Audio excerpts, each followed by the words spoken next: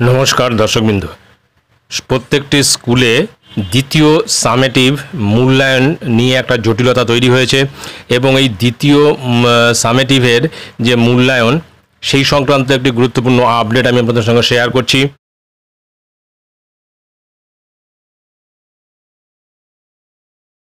द्वितीय मूल्यायनेर पूर्णमान निये बिभ्रांतिते शिक्षकेरा साम्प्रतिक प्रकाशित एई प्रतिवेदनटी आमरा विस्तारित जेने नेब।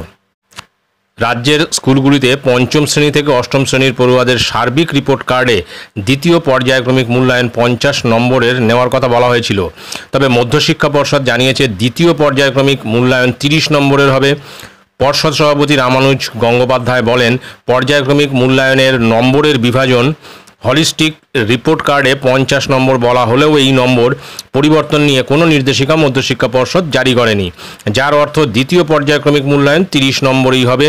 দ্বিতীয় পর্যায়ক্রমিক মূল্যায়নের জন্য পাঠ্যক্রম আগে যা ছিল তাই থাকবে। তবে প্রধান শিক্ষকদের একাংশের মতে দ্বিতীয় পর্যায়ক্রমিক মূল্যায়ন যে হলিস্টিক রিপোর্ট কার্ড অনুযায়ী 50 নয় 30 নম্বরই হবে এই নিয়ে পর্ষদের নির্দেশিকা জারি করা প্রয়োজন, না হলে বহু স্কুল বিভ্রান্তিতে পড়ছে। কিছু স্কুল ইতিমধ্যে 50 নম্বরের প্রশ্ন তৈরি করে ফেলেছে।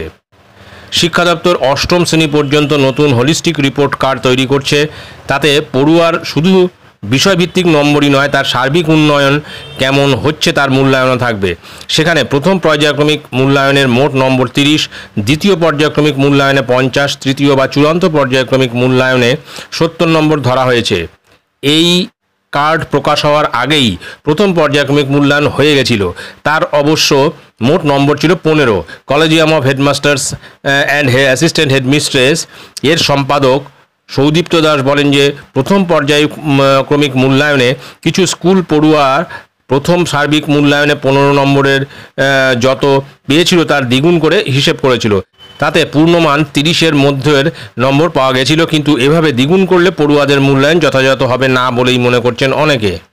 মাধ্যমিক শিক্ষক এবং শিক্ষাকর্মী সমিতির নেতা অনিমেষ হালদার হলিস্টিক রিপোর্ট কার্ডের দ্বিতীয় পর্যায়ক্রমিক মূল্যায়ন 50 নম্বর করতে বলেছে, অথচ পর্ষদ এখন বলছে 30-এ করতে হবে। কিন্তু পরে যখন রিপোর্ট কার্ডে পড়ুয়ার নম্বর লেখা হবে তখন তো 50 নম্বর নয় 30 নম্বরের ভিত্তিতে তার প্রাপ্ত নম্বর লেখা থাকবে। মূল্যায়ন তাহলে হবে কীভাবে? সুতরাং দেখা যাচ্ছে যে এই হলিস্টিক রিপোর্ট কার্ডে নম্বর বিভাজন একরকম এবং মধ্যশিক্ষা পর্ষদ থেকে যেটা জারি করা হয়েছে তাতে আবার নম্বর বিভাজন আর এক রকম। এই দুরকম নম্বরের মধ্যে কোন নম্বরে পরীক্ষা হবে এবং কোন নম্বরটা রিপোর্ট কার্ডে উঠবে এই নিয়ে কিন্তু শিক্ষক শিক্ষিকাদের মধ্যে একটা বিভ্রান্তি তৈরি হয়েছে এবং এই নম্বর বিভাজন যত তাড়াতাড়ি দূর হবে ততই কিন্তু পড়ুয়াদের সার্বিক মানের উন্নয়ন হবে। তো দেখা যাক পরবর্তী ক্ষেত্রে কি হয়। ভিডিওটি ভালো লাগলে অবশ্যই সাবস্ক্রাইব করবেন চ্যানেলটি। পরবর্তী আপডেট ভিডিও পাওয়ার জন্য ধন্যবাদ।